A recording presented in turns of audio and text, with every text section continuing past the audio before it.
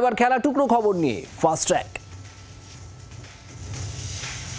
টি-20 বিশ্বকাপে প্রথম সেমিফাইনালে মুখোমুখি আফগানিস্তান ও দক্ষিণ আফ্রিকা। এই প্রথম কোনো আইসিসি টুর্নামেন্টের সেমিফাইনালে খেলবে আফগানিস্তান।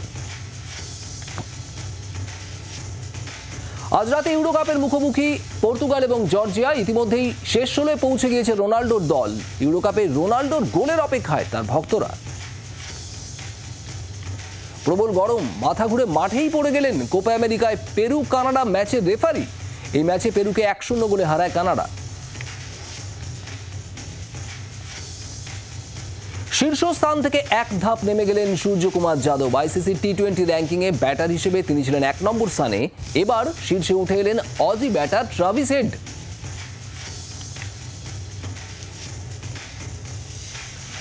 কলকাতা ক্রীড়া সাংবাদিক ক্লাবের পক্ষ থেকে আয়োজিত চক্ষু পরীক্ষা শিবির। বিভিন্ন খেলোয়াড়, সাংবাদিক এবং ময়দানের মালিকদের জন্য এই শিবিরের আয়োজন করা হয়েছিল। অনুষ্ঠানে বিশেষ অতিথি ছিলেন অ্যালভিটো ডিকোনা, দীপেন্দু বিশ্বাস।